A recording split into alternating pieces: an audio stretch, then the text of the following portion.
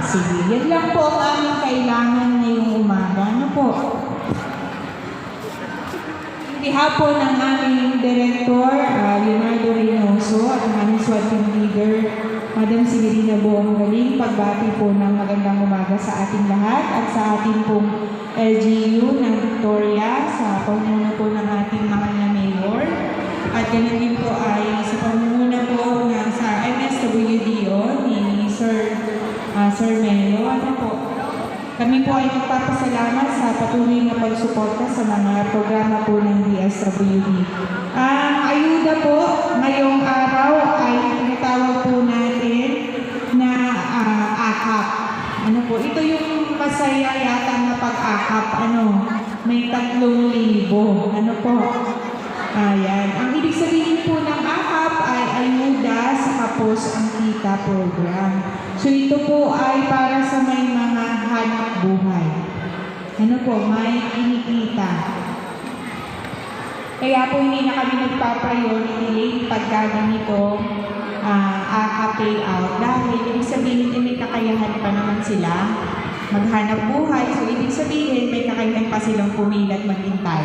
Ano po? So ito po ay para lang po sa mga minimum wage earner o yung may mababa po ang kita. So, dito po sa atin, sa Mimaropa, ang pinakamababa yata ang minimum wage ay 395. Kaya pasensya na po kayo kung medyo mahaba din ang naging proseso at pag-assess kasi po may sinusunod tayo guidelines. Kung ang iba ay na-cancel, ay dahil po may guidelines po tayo sinusunod. So, ngayon po, ganito po ang ating gagawin. Matapos po ang pagsalita ng ating mga bisita ngayong araw, tayo po ay mabilis lang po talagang mag-pay out. Pero yun po ay depende po sa inyo. Kung kayo po ay susunod sa instruction, mabilis po tayo matatapos. Pero kung hindi po, ay di tayo gusto nyo ulit maging gabi, okay lang naman sa amin. Kami naman po ay sanay.